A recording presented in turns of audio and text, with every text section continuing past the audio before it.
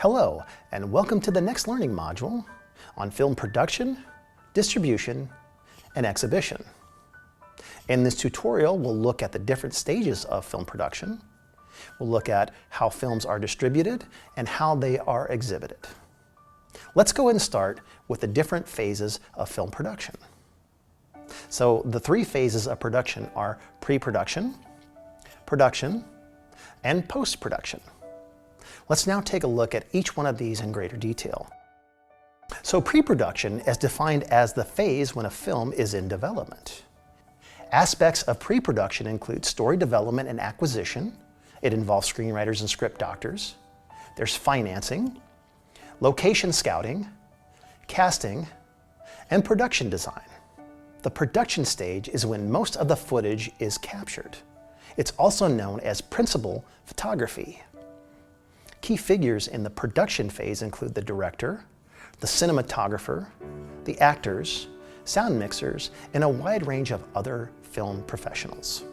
The post-production phase is when the footage is edited into a finished film.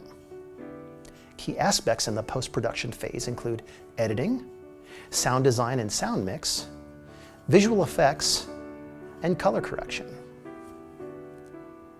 Once a film is completed, it then enters the promotional and distribution phases. Let's take a look at some of the promotional strategies commonly used in the film industry.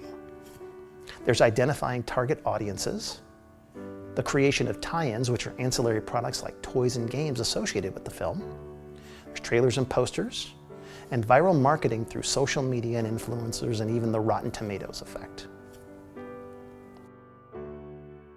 Current theatrical distribution strategies include premieres, which are red carpet events with stars and press coverage, and are shown in first-run theaters. There's a wide release, which opens in hundreds of theaters simultaneously, also known as saturation booking. There's a limited release. These are films that are distributed to a few theaters, mostly in bigger cities. Then there's platforming, which is when films are slowly released in certain markets. If they are successful, they'll get a wider release. And then there's an exclusive release. Now, these are special occasions that are limited to one or two theaters. Let's talk about the release window. So the release window is the time period after theatrical release when a film will be available for streaming or video on demand. Ancillary market distribution strategies include broadcast TV, cable television, home video, on demand, and streaming. It's important to know that some films find new life in these ancillary markets, occasionally to tremendous success. And finally, there's exhibition. Let's take a look at some of the key modern exhibition outlets, starting with multiplexes. So multiplexes are theater complexes that are corporate chains like AMC with many screens for first-run films.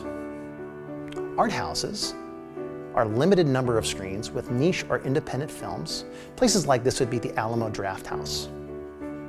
There are film festivals, which serve as industry launch pads for new and independent filmmakers and established studios.